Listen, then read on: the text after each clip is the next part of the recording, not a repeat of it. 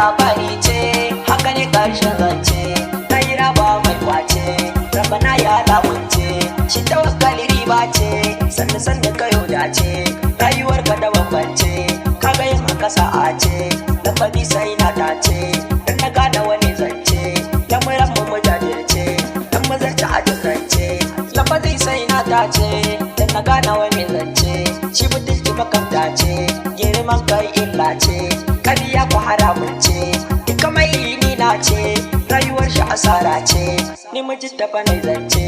Rike wanda yake sauka, ka saka shi a rohinka.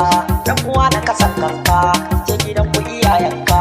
Da su gane akidarka, shi yawan kula matan banza da kake kakar kanka.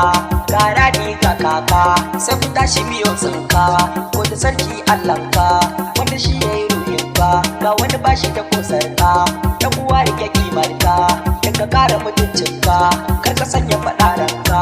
Duka wanda ya cuce ka, to ka bar shi da Allahnka. Ya aboki na babba, ya kiran ka kayo duba. Duk sanani bai dore ba, ko ya halin dan babba.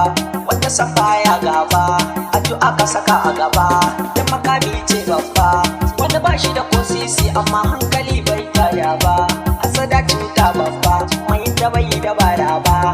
Bai zamo mana kanci ba, kar ka zamto mai gaba. Mai gani ba makaho ba, addu'a da saka a gaba. Rafisa da zamo babba, duka san ta na rero waka maza da mata su dinga yaba.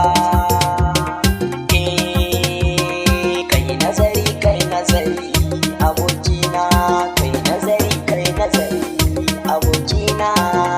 Da sallama na zo kun ka amsa min, ka gane duniya ta yo canzawa. Wallahi in kana so kai dorewa, ka kama gaskiya za kai dacewa.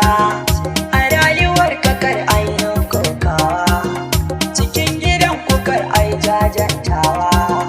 Ka zamsila da za a yi gyarawa, cikin gidan ku rabu lafiya. Uwa da abanka ku rabu lafiya, yayye da kannanka ku rabu lafiya. Yan uwa da danginka ku rabu lafiya. Ni marabbana ka same rabuwa ta kyau da su, yafiya kawai na nema a gare ni baya su.